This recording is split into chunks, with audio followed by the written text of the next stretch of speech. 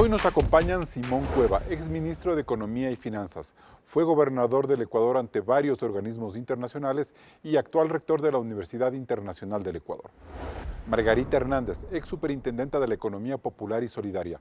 Fue parte del directorio del Banco del afiliado del IES y asesor en la Superintendencia de Bancos. Jurista y consultora. Y completa este panel José Abel de Fina, catedrático del IDE Business School, consultor empresarial y académico. Fue editor jefe de Diario El Telégrafo. Gracias por estar un nuevo domingo en Políticamente Correcto en modo electoral. Este es el último programa de cara a la segunda vuelta del próximo domingo. Y por esa razón vamos a hablar del tema más delicado que tiene el país por delante, el manejo responsable de la economía. En el último tramo de esta campaña, varios factores han enrarecido la discusión. Los miedos por una desdolarización, el fracaso de una reciente negociación petrolera, la oferta millonaria de multiplicar bonos o las promesas de bajar impuestos, usar las reservas o replantear el programa con el Fondo Monetario Internacional. Todo esto nos obliga a preguntarnos si en efecto Daniel Noboa y Luisa González tienen claras las cuentas de la economía. Claudia. En este tiempo electoral el país se ha centrado en temas referentes a la inseguridad, la crisis política y los desastres naturales causados por el cambio climático. Sin embargo, hay un tema clave que ha quedado en segundo plano, la economía, que dependiendo de las medidas que se tomen puede convertirse en el mayor sustento o la peor crisis del próximo gobierno. Veamos. Gobernar un país en crisis económica es un desafío descomunal. Daniel Noboa y Luisa González han tomado en cuenta esta realidad.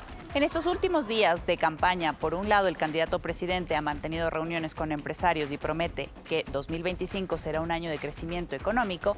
Asegura que los correctivos drásticos que aplicó, como subir impuestos, reducir subsidios, anclarse a la agenda del FMI, dieron resultados. Sin embargo, en menos de un mes su gobierno ha destinado al menos $500 millones en bonos y becas para jóvenes, madres, emprendedores, transportistas, fuerza pública, adultos mayores, migrantes y para los damnificados por el invierno. Si bien es cierto, estas medidas atienden a necesidades reales, los expertos advierten que podrían ser excesivas en un país con frágil estabilidad fiscal.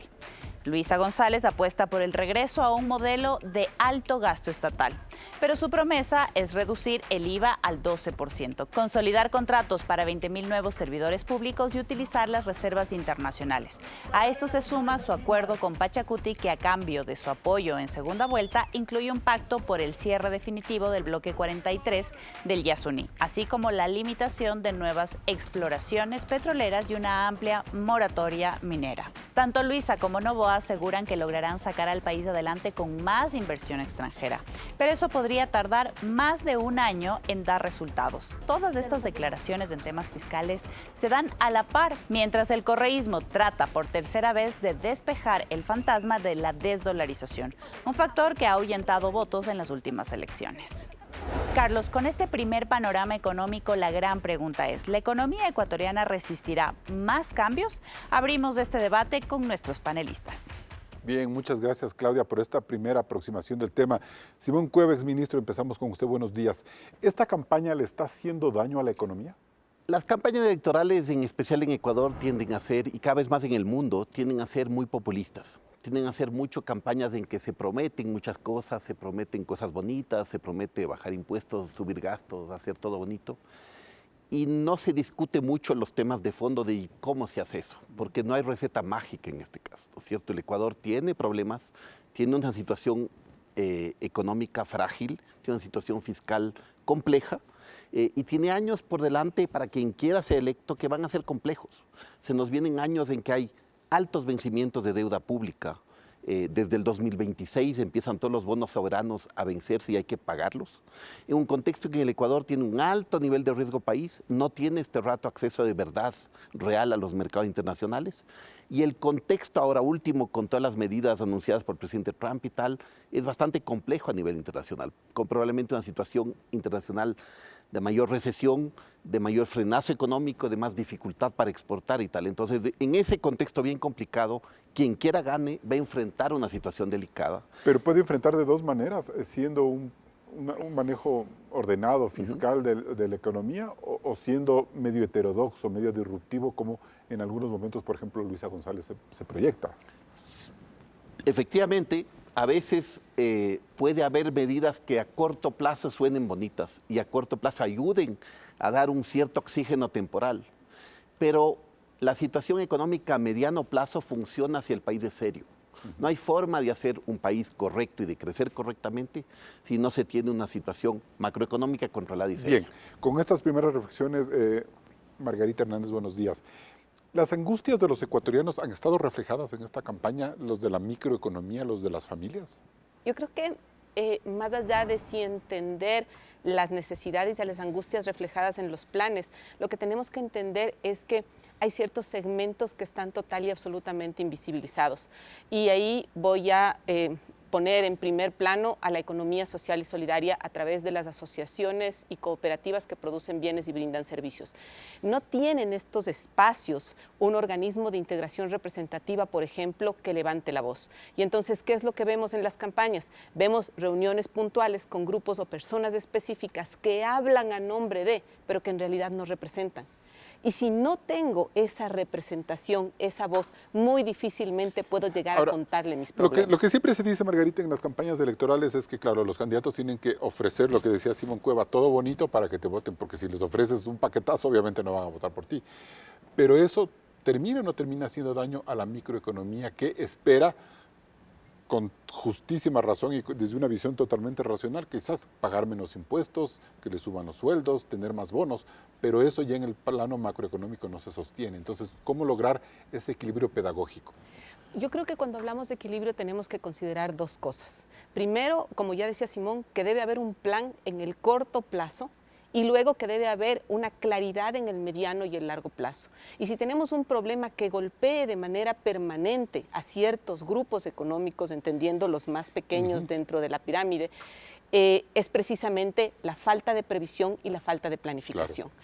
Y entonces cuando ellos se enfrentan a las condiciones generales de la economía, lo que golpea realmente es no saber ¿a qué me voy a enfrentar mañana? Y ahí estamos sometidos a todo, incluyendo un gran mal que tenemos en este país y es la falta de información. Los bonos es una buena medida en este momento, como dice el presidente de la República, para solventar las necesidades de la gente que está golpeada por el invierno, por ejemplo.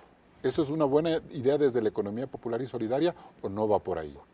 Lo que sucede es que hay que entender una cosa, es que esos bonos no están pensados en la economía social y solidaria, porque esta economía está compuesta por organizaciones y entidades que tienen una actividad económica. Y los bonos están dirigidos a personas naturales y sus familias que han sido golpeadas adversamente por un desastre natural. Entonces, ¿cómo empatamos esto? Si es que lo queremos empatar, es a través de política pública. Y esa política pública debería tener una visión de mediano y largo plazo. ¿Y eso no se ha sentido en la campaña? Eso no se ha sentido en la campaña y en mi criterio no se ha dado en mucho tiempo. Perfecto. Bien. José Abel de Fina, buenos días. Esta campaña electoral en términos económicos y en lo que usted normalmente suele reflexionar es que en el sentido de que los candidatos finalistas le han planteado a la gente un propósito de país. Los candidatos han presentado propuestas, como decía el presidente, de más bonos, ¿verdad? Y Luisa González de bajar el IVA.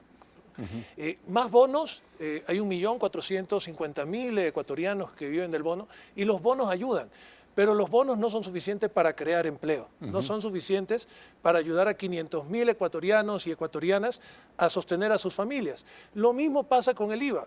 La subida del IVA o regresar esos 3 puntos porcentuales del IVA a los ecuatorianos, ¿significa eso que los ecuatorianos van a invertir en negocios que van a crear empleos y por lo tanto vamos a estar mejor económicamente?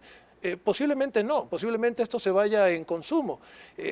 Recordemos que ya el año pasado teníamos un IVA del 12% y había perdido, la economía del Ecuador había perdido 400.000 empleos.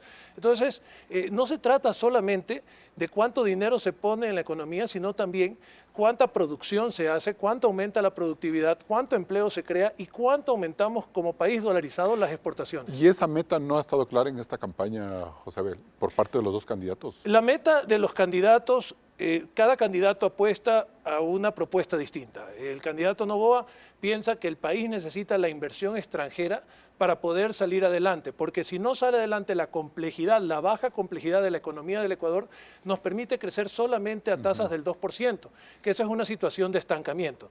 Por su lado, Luisa González piensa que el país no pasa si no aumenta el gasto social. El tema es cómo se va a sostener ese incremento. Necesita ella alrededor de 5.000 millones de dólares por año para sostener. En las reservas internacionales hay solamente aproximadamente 8.000, ¿verdad? Entonces, podría ser que tenga para el primer año, pero no tendrá para los años siguientes. Me voy a corte comercial, pero Simón, quisiera hacer una pregunta más bien conceptual.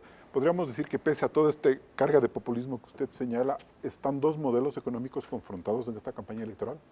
Yo diría, sí hay una visión distinta, efectivamente, como decía José Abel, una visión quizás en que el rol del Estado es más importante en el caso de Luisa González y una visión en que el rol privado es más relevante en el caso de Daniel Noboa. Pero ambos van a tener que enfrentarse a situaciones reales y complejas y en los primeros meses de gobierno, más allá de todas las promesas que estén haciendo este rato y eso, tienen un tema complejo adelante. Bien, nos vamos a un primer corte comercial. Sigue aquí en Políticamente Correcto en modo electoral. Hacemos una primera pausa en Políticamente Correcto y regresamos enseguida con más. Economía. ¿Los finalistas tienen las cuentas claras? No se desconecte de la señal de Coavisa.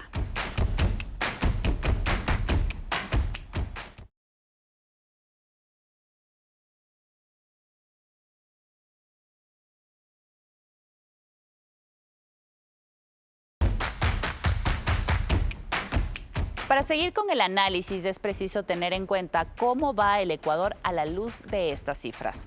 Aunque no hay un dato definitivo, en 2024 la economía se contrajo. El Banco Central hablaba de un crecimiento del 0,9%, pero los multilaterales estiman que la caída osciló entre el menos 0,4% y el menos 1,6%. Para este 2025 se estima un crecimiento del 2,5%, según el Banco Central. Sin embargo, el FMI cree que solo será del 1,6%. Al gobierno, en este 2024 le ingresaron 22.135 millones de dólares, casi 3.000 millones más que en 2023, por el alza del IVA y otros impuestos. Pero los gastos también subieron, de 24.921 millones a 25.242 millones. Solo en sueldos al sector público se fueron 9.862 millones y en pagos a la seguridad social, bonos y becas, otros 5.273 millones de dólares. 3.000 millones más en egresos para los gobiernos seccionales y unos 2.000 millones para el subsidio al diésel y al gas licuado. Y el pago de intereses de la deuda pública sumó 3.400 millones de dólares.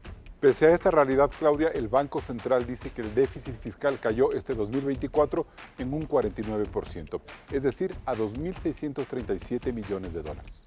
Las perspectivas para este año no son muy alentadoras, pues desde el 9 de febrero el riesgo país pasó de los 900 a los 1.600 puntos. En gran medida porque la caída de la producción petrolera fue del 9,6% el último año. Además, la inversión extranjera fue de apenas 290 millones de dólares en 2024.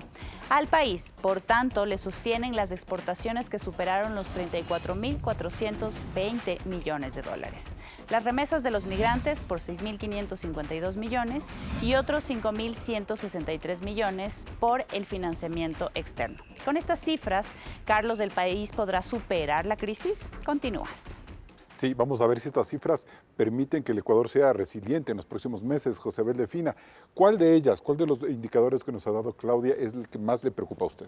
A mí el indicador que más me preocupa es efectivamente el tema de la recesión que vivimos. Parece que durante los primeros meses del 2025 hemos tenido una situación de incremento de ventas.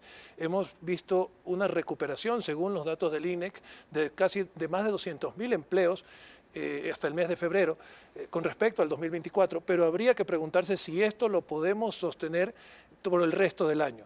Para eso tiene que el Estado ecuatoriano invertir en que se sostenga esa recuperación económica. Ahora bien, me preocupa también el tema de que el Ecuador, como señalaba Simón, tiene que pagar alrededor de 9.000 millones de dólares este año, en cuanto 6.000 millones que son entre principal e intereses de deuda externa y son 3.000 millones de deuda interna.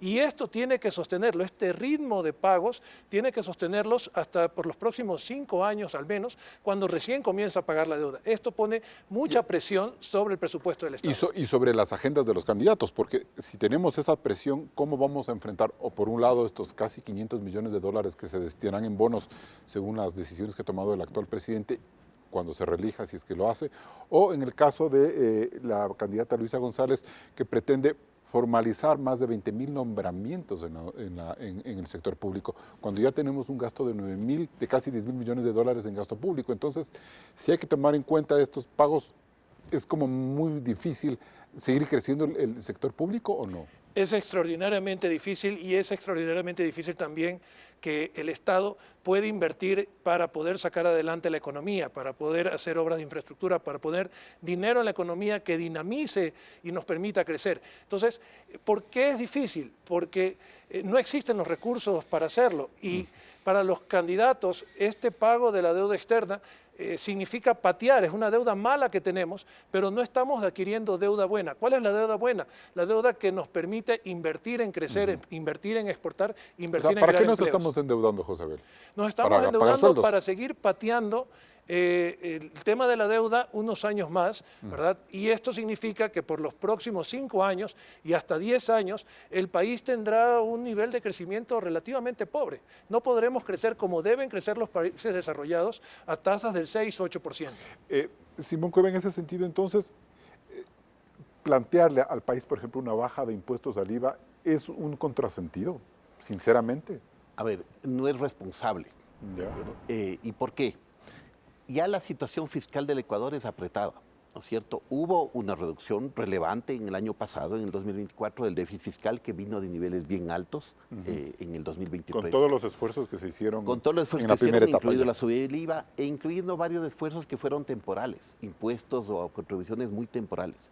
Este año parte de esa temporalidad se desvanece y por lo tanto la situación fiscal se va a ampliar probablemente el déficit. Y uno lo que tiene que entender es que el déficit fiscal, cuando tiene menos ingresos que gastos, de algún lado sale la plata. Sale de que me endeudo con alguien y que alguien me presta para llenar ese hueco. Y yo necesito la liquidez para llenar ese déficit y para además pagar todas las amortizaciones de deuda pública, interna o externa, que tengo, que se me vencen en el año. Eso sumado es un monto bien grande en el Ecuador, son 10,000 millones o montos de ese tamaño. Y toca conseguir de dónde vienen los flujos para pagar eso. Ah, es más deuda lo que decía José Abel. Que al final es más deuda, sea interna, sea externa. Pero son deudas para pagar deudas y para pagar sueldos. Eso es lo que estamos haciendo. Es que la lógica es, tiene sentido endeudarme un poco para que el ajuste y el proceso de mejora de la situación fiscal sea gradual, para que no sea un solo palazo, sino que sea poco a poco gradual. Pero significa que tenemos que hacerlo de forma sostenida y responsable. Lo que le pasa muchas veces al Ecuador es que típicamente se hace esfuerzo 1 o 2 años, se suelta la mano otros 1 año o 2 de nuevo y toca volver a hacer el esfuerzo, y ese vaivén no es muy sano. En ese sentido, para el país. hace un momento hablábamos que destinar a este momento 500 millones de dólares en bonos puede ser un riesgo para la estabilidad económica. También. ¿Sí? Es decir, en el fondo, a ver, aquí no hay magia, Carlos. Si yo quiero reducir el déficit fiscal y ser sostenible en el tiempo y que me crean afuera y que permita traer inversión de afuera o del país y que eso ayude a generar empleo estable, cosa que es muy necesaria para un país en que 2/3 de la población es informal, ¿no es cierto? Para lograr eso necesito ser creíble. Y para ser creíble necesito ir reduciendo y mostrando que mi déficit fiscal se va a bajar. Y para eso tengo que o subir ingresos, o bajar gastos, o combinar ambas cosas. Y en ese sentido, entonces, se vuelve inaplicable, por ejemplo, el plan de gobierno que rige, o mejor dicho, el acuerdo programático que Luisa González hizo con Pachacuti la semana anterior, en el sentido de bajar los impuestos, revisar algunos subsidios, incluso para alzarlos, y declarar moratorias mineras y petroleras. ¿Eso es insostenible? ¿No hay? Otra vez, en general, ¿no es cierto? Lo que necesita el país es un programa económico creíble y serio. Eso pasa por medidas que a veces son impopulares a corto plazo. Eso pasa por recaudar más impuestos y eso pasa por gastar mejor y gastar menos. Buena parte de las promesas que se hacen en campaña son justo lo contrario. Son gastemos más y bajemos impuestos. ¿No? Y cuando ya no puedes aplicarlas, viene el desgaste político, porque no cumpliste tu promesa. Y típicamente un gobierno donde tiene espacio político para poder tomar decisiones a veces impopulares, pero que ayuden a ir mejorando la situación luego, es en sus primeros meses de gobierno. Es decir, quien quiera gane, en sus primeros meses de gobierno tendrá que pensar bien qué hace porque ahí deberían hacerse las medidas, a veces difíciles, pero necesarias para que el país Simón, vaya en el buen camino. brevemente, ¿qué pasa si uno de los dos candidatos que gane no toma esas medidas en los primeros meses? ¿Cuál Pues, es el riesgo? El riesgo es patear el problema, ¿no es cierto? El riesgo es patear la pelota hasta cuando ya sea mucho más difícil tomarla, porque un gobierno por naturaleza se va desgastando en el tiempo, ¿no es cierto? Y el riesgo extremo, si queremos verlo así, ¿no es cierto? Que quizás está todavía lejos, pero es un riesgo posible, es que ¿qué pasaría si un día el Ecuador se queda sin liquidez y el Estado ecuatoriano se queda sin plata para pagar a sus empleados, para pagar a sus proveedores, etcétera? ¿No es cierto? El riesgo extremo es lo que vivió Argentina cuando salió de la convertibilidad. O lo que está viviendo Bolivia. No exactamente, pero algo similar, ¿no es cierto? Que es el día en que el Estado ya no tiene con qué pagar. Usted es un empleado del Estado y yo le voy a decir, ¿sabe qué? No tengo plata para pagarle, le voy a dar un papelito que dice y le debo tanto, ¿no es cierto? Y ahí se fue la Y ese dolarización. papelito luego va a la persona a otro lado y dice, oiga, no tengo dólares, tengo un papelito. Y el papelito, si le acepta con el tiempo el supermercado y le acepta el papelito, le va a decir, le acepto pero con Bien. descuento, ¿no es cierto? Y es una especie de moneda paralela que se va devaluando y ese es un riesgo complejo. Hablemos del IES. No sé si usted cómo mira este momento la situación del IES de cara a estos ajustes que se pueden plantear, el compromiso altísimo que tiene el gobierno, todos los gobiernos de sostener las pensiones y el silencio que ha habido alrededor de los candidatos en ese sentido. Yo creo que todo lo que estamos diciendo se refleja precisamente de manera casi ejemplar, ¿no es cierto?, en el caso del IES. O sea, el problema de la seguridad social en el Ecuador es que nadie la quiere tratar con la decisión que debería tratarse porque son medidas total y absolutamente impopulares las que habría que tomar. Pero ¿por qué no se trata? Porque existen espacios que lo permiten.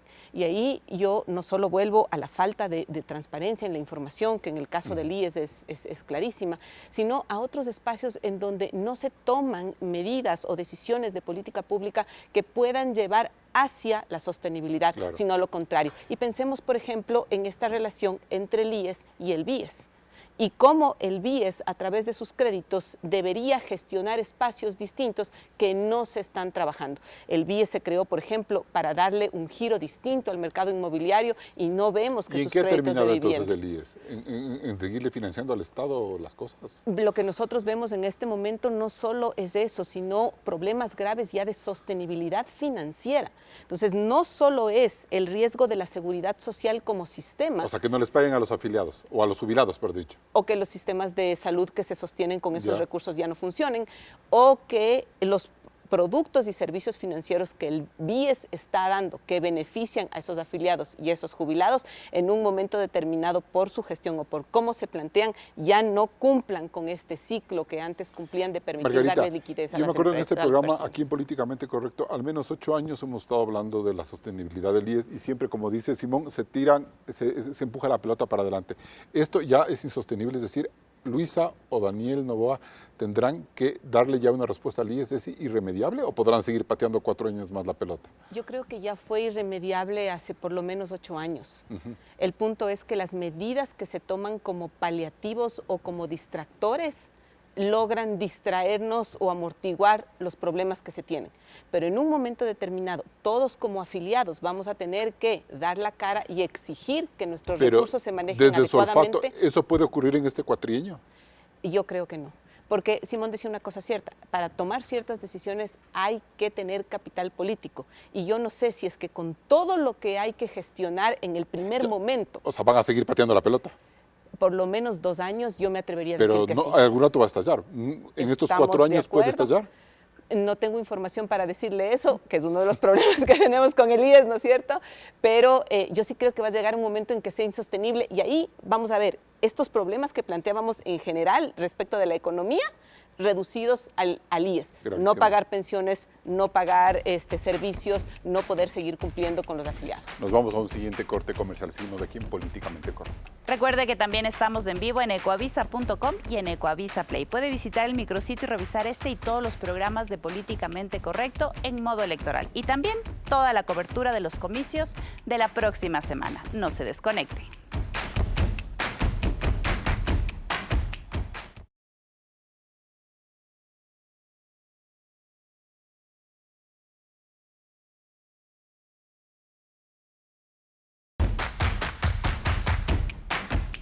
Seguimos en Políticamente Correcto en modo electoral.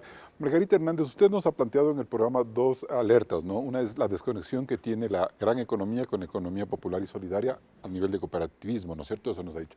Y en segundo lugar, el descuido ya de muchos años sobre el sistema de seguridad social. ¿Estos dos elementos pueden debilitar la dolarización? Yo creo que esos dos elementos solos no serían suficientes, pero tenemos que entender que estamos viendo una foto completa y compleja de muchas cosas que van a tener que enfrentarse inmediatamente cuando el próximo gobierno se posesione. Porque hay cosas que han ido pasando y que golpean de manera distinta a distintos grupos. Y ahí voy a retomar la primera parte de la pregunta. Tenemos que pensar, por ejemplo, qué está pasando con el microcrédito en el país. Porque el pequeño empresario, el microemprendedor, ya pasó una época compleja de apagones. La gran empresa sí tiene para solventarse y comprar el generador, etcétera, etcétera. El pequeño empresario trabaja menos horas. La afectación que tiene la migración, la afectación que en esos mismos sectores tiene la delincuencia, y ahora le sumamos las inundaciones. Y entonces, si esos espacios de generación de empleo y autoempleo a pequeña escala se van a ver cada vez más restringidos en cuanto a sus ingresos, lo que va a sufrir en el siguiente momento son los créditos que no van a poder pagar. Y por supuesto que podemos seguir de moratoria en moratoria o alargando los plazos. Ya se plantea una primera moratoria desde el movimiento indígena. Pero en un momento determinado tenemos que entender que hay que dar otras soluciones que tienen que ser estructurales, porque el crédito y los dadores de crédito aportan a una porción muy importante de la economía que tiene que solventarse de manera adecuada. No podemos afectar también a eso. Y yo solo le voy a poner un ejemplo. Cuando teníamos mucha presión para estas no solo moratorias, sino que se declaren ya con donaciones de créditos, es gravísimo, porque además yo no presto del dinero que me sobra, yo presto de los depósitos que recibo, y los depósitos que recibo son lo que los administradores de las instituciones tienen que salvaguardar por mandato constitucional y legal, así que esos créditos tienen que cobrarse. Pero se planteaba que sean los de $10,000 hacia abajo, como si es que esos créditos fueran lo suficientemente pequeños como para no afectar.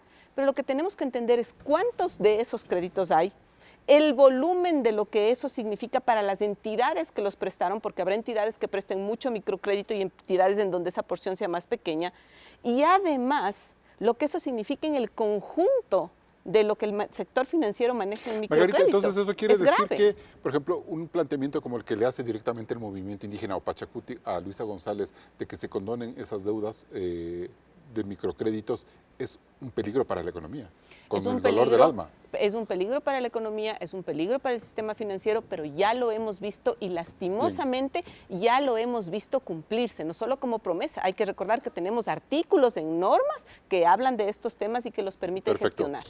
Simón Cueva, los dos candidatos han dicho que van a fortalecer la dolarización, pero eso solo se queda en las palabras.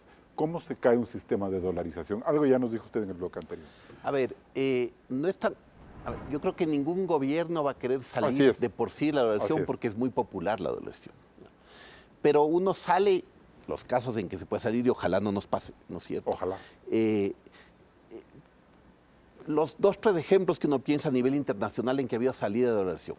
Liberia, que está dolarizada y salió porque tuvo guerra civil y cada jefe de clan empezó a emitir su moneda. No es lo que queremos, ¿no es cierto?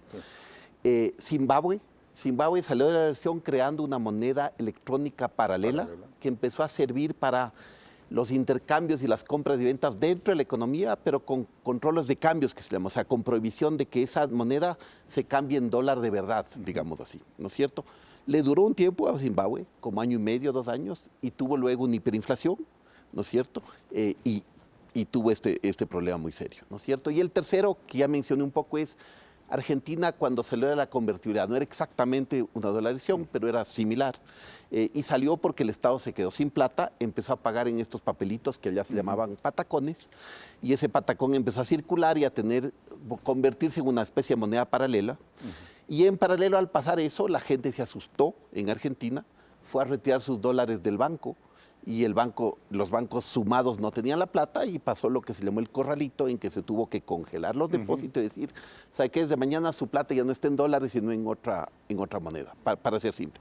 Ninguna de esas es bonita, ¿no es cierto? Todas esas salidas son muy terribles para la economía y terribles políticamente también, Claro. ¿no es cierto? Y yo creo que ninguno de los candidatos querrá aplicar ese plan directamente, a menos que se le vuelva inevitable el mal manejo de la economía. Y eso sí puede pasar. No porque quiera, sino porque no le queda otra, para ponerlo así. ¿Y en qué momento no nos va a quedar otra o no nos quedaría otra? Si somos suficientemente responsables como país para seguir manejando una situación fiscal que crezca, ¿no es cierto?, que se empeore.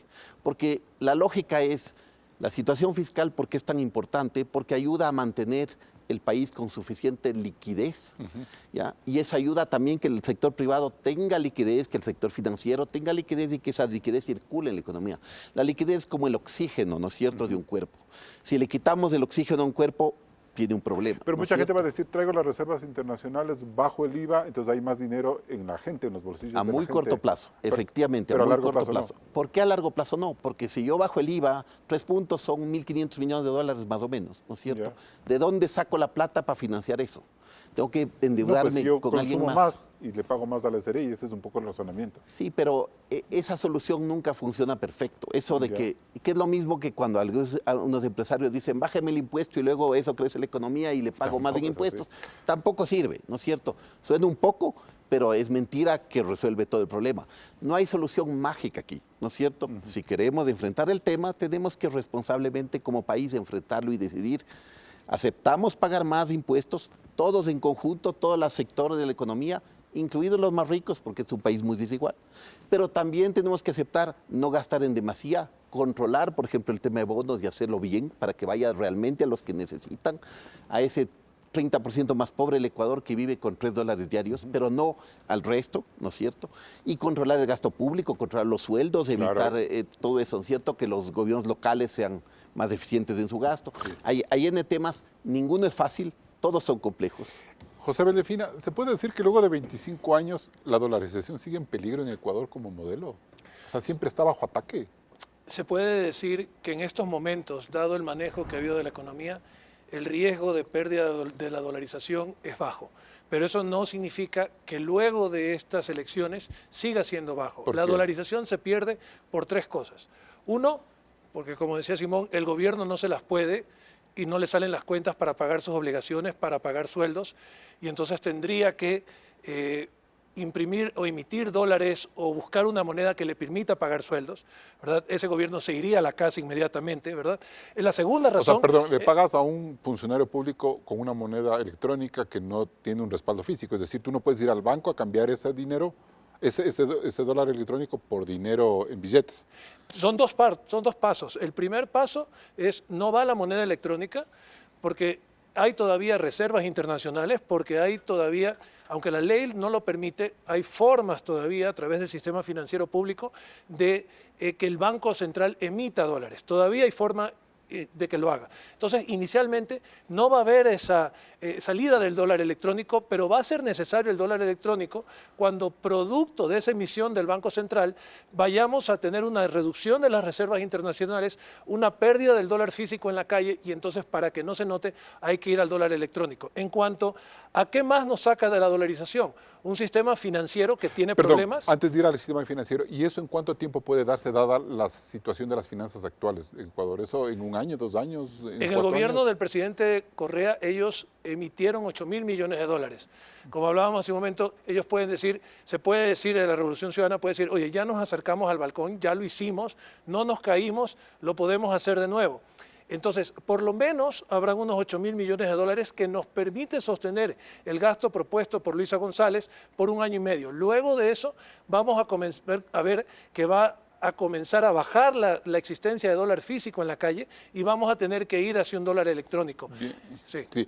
Ahora sí, con la parte, brevemente, lo del sistema financiero. Y son 3 cosas que nos sacan de la dolarización y que hay que cuidar. Lo uno, que el gobierno no pueda con las cuentas. Lo segundo, que el sistema financiero tenga problemas y entonces haya que ir a un salvataje. Y entonces, para ir a un salvataje hay que sacar otra moneda. Y lo tercero es que el país no sea capaz de exportar mucho más, porque los dólares los traemos del exterior, ¿verdad?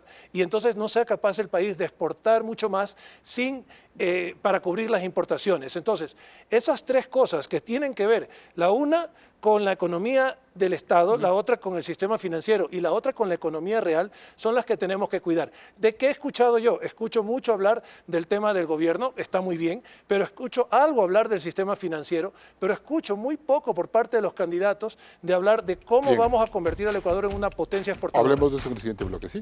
Nos vamos a un nuevo corte comercial. Seguimos aquí en Políticamente Correcto. Manténgase informado a través de Ecoavisa en todas las pantallas. Puede suscribirse al canal de WhatsApp y recibir información minuto a minuto. Regresamos enseguida con más del análisis de economía. ¿Los finalistas tienen las cuentas claras? No se desconecte.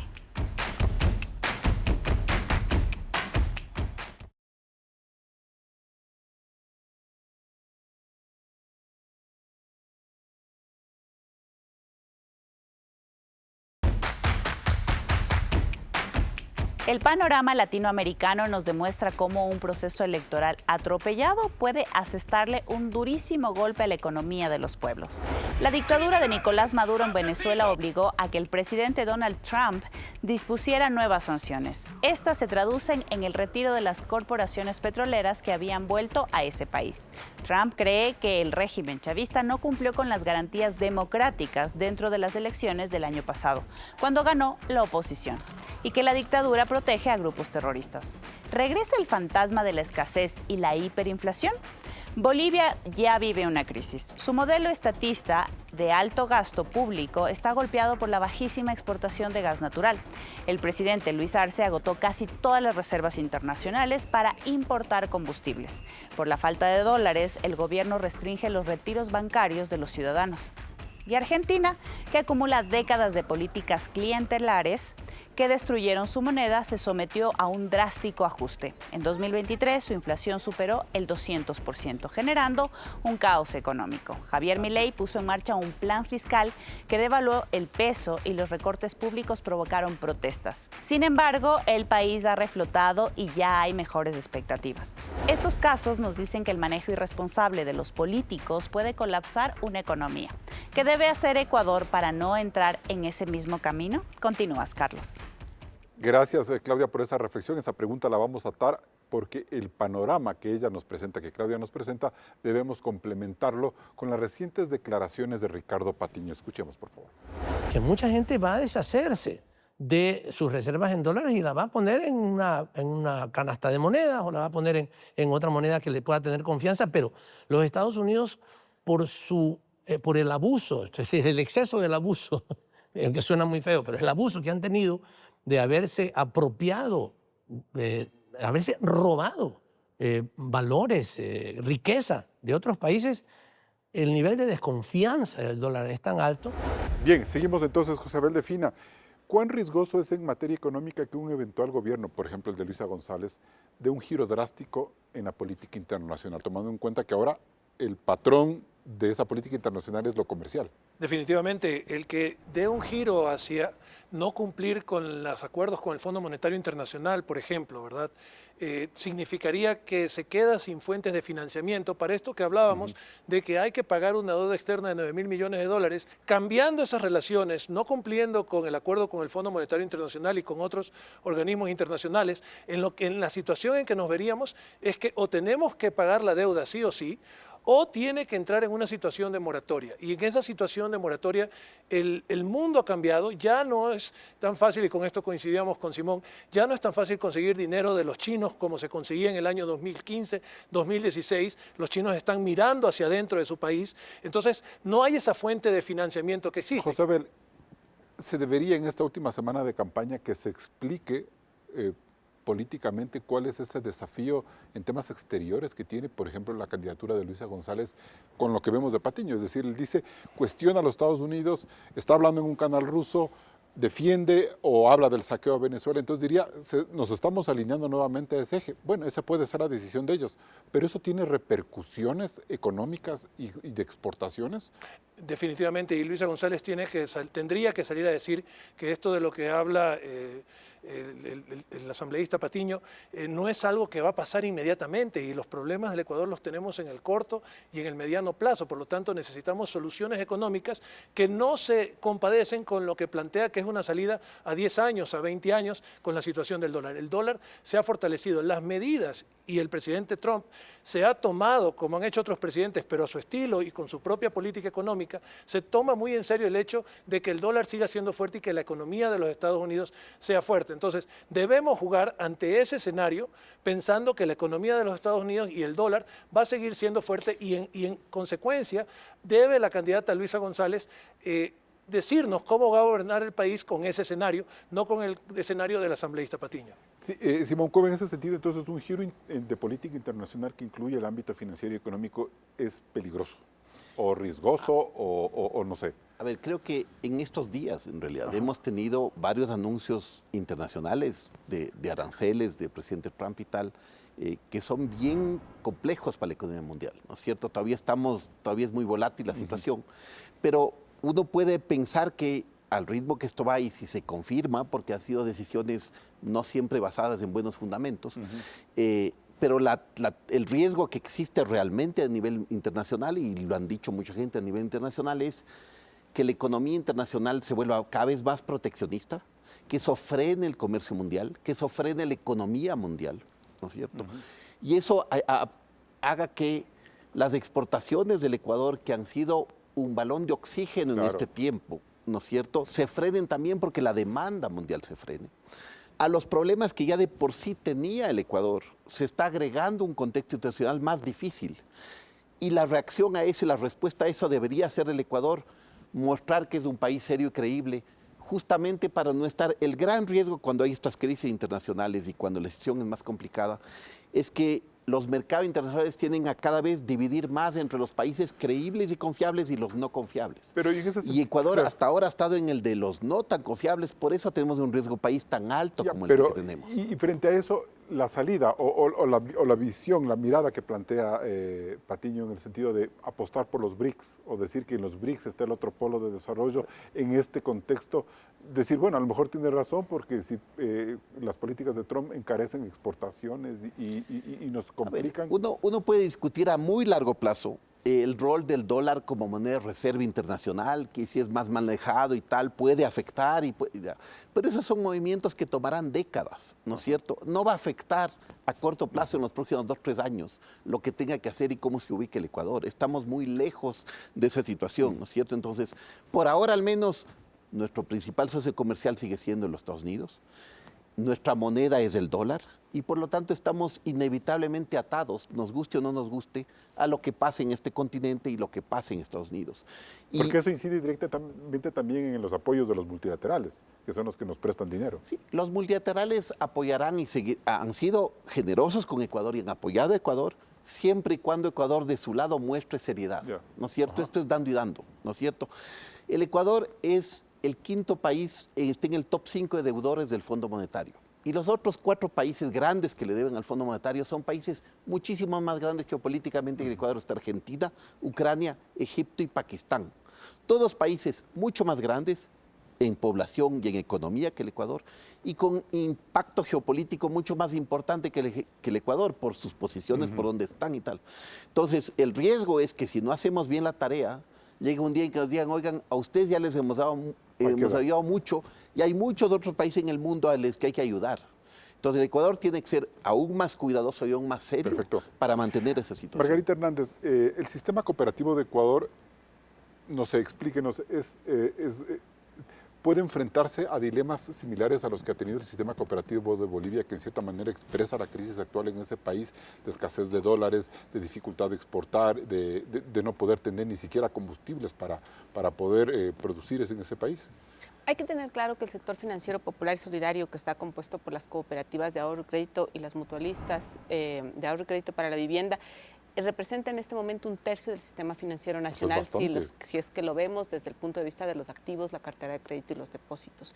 Los activos del sector suman un poco más del 17% del Producto Interno Bruto y tenemos persona natural individual más de 6.500.000 ecuatorianos vinculados con el sector. Entonces, entender la enorme participación que tienen las cooperativas y las mutualistas en el sistema financiero nacional nos permite entender cómo es esa correlación de fuerzas entre el ahorro y el acceso al crédito de las personas que participan de estas entidades, que no necesariamente son clientes de un banco privado o tienen relaciones comerciales con los bancos privados, pero además cómo esa relación puede fortalecerse o debilitarse en función de lo que vaya pasando con las economías de estas personas. Y por eso yo mencionaba hace un momento el microempresario, el pequeño emprendedor, que son de manera casi natural quienes se juntan con las cooperativas por el tipo de producto y servicio que tienen y por su ubicación en el territorio. Ahí solo un dato adicional, más del 76% del microcrédito que se coloca en el Ecuador lo colocan las cooperativas y las mutualistas. Por lo tanto, todo impacto a ciertos espacios de la economía que tienen relación o se financian con este sector del sistema financiero es un impacto a ese sector del sistema financiero. ¿Y es necesario que el próximo presidente tome o presidenta tome medidas necesarias para blindar y proteger el sistema cooperativo?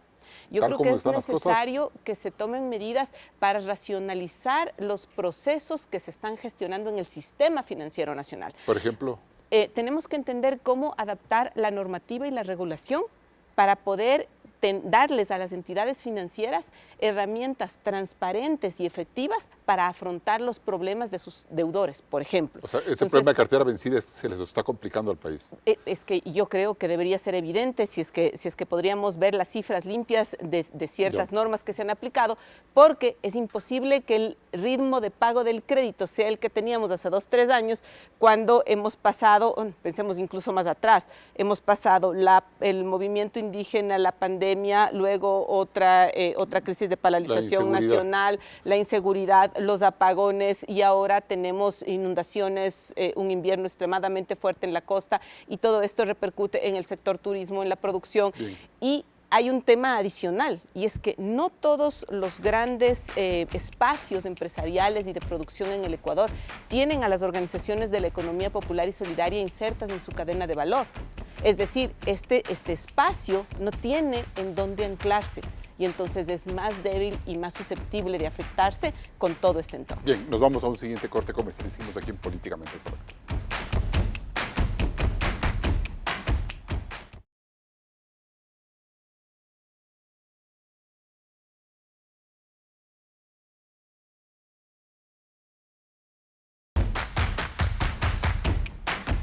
Entramos en la etapa de conclusiones. José Abel defina, ¿Daniel Noboa y Luisa González tienen las cuentas claras de la economía?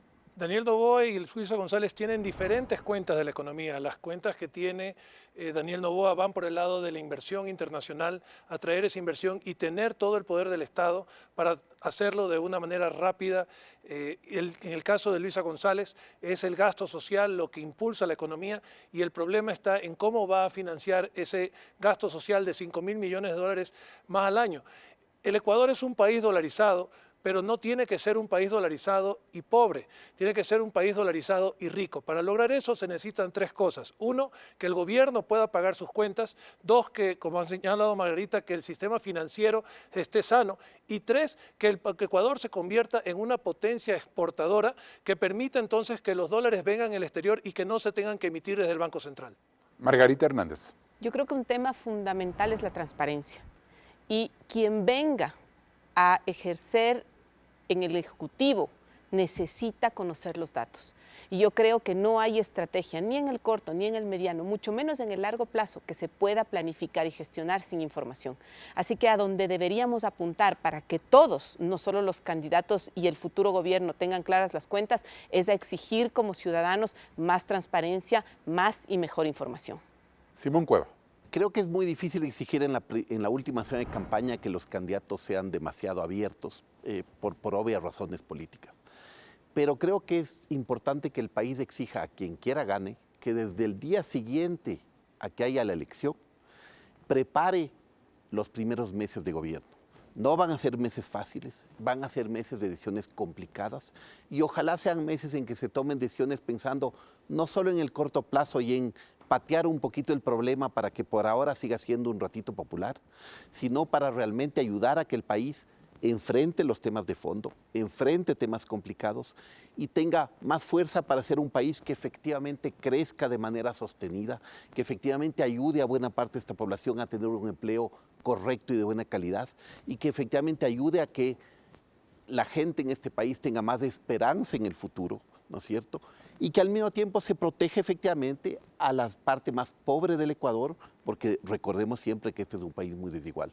Pero tenemos que ser serios en ese contexto. Y bien, está por terminar una campaña en donde los candidatos finalistas han sugerido a su manera que el país tiene recursos suficientes para inyectar una inmensa liquidez y superar así los apremios de millones de ecuatorianos. Tanto la oferta incesante de bonos como la revisión a la baja de impuestos o el uso de reservas internacionales hacen muchísimo daño a la de por sí desprestigiada economía ecuatoriana. Pasan los años y los políticos no aprenden a cuidar el principal factor de cohesión y paz social de cualquier pueblo. Por eso, hoy más que nunca los electores deben ser lo suficientemente intuitivos a la hora de consignar su voto, pensando en el equilibrio de una economía saludable que de una vez por todas empiece a crecer. Si el próximo gobierno se distrae en un manejo irresponsable de las cuentas, inobservando el complejo mapa geopolítico del cual no podemos escapar, no solo que habrá recesión, sino que los elementos propios de nuestra estabilidad monetaria pueden colapsar así del un lado o del otro, nos prometan cuidar la dolarización. Mirémonos en el espejo de Venezuela, Bolivia o en lo que llegó a ser Argentina. Hasta el próximo programa. Con estas reflexiones cerramos este debate de Políticamente Correcto electoral. Recuerde que puede escucharnos en Spotify en la lista de reproducción. Nosotros volvemos después de la segunda vuelta con más análisis político aquí en la señal de Coavisa.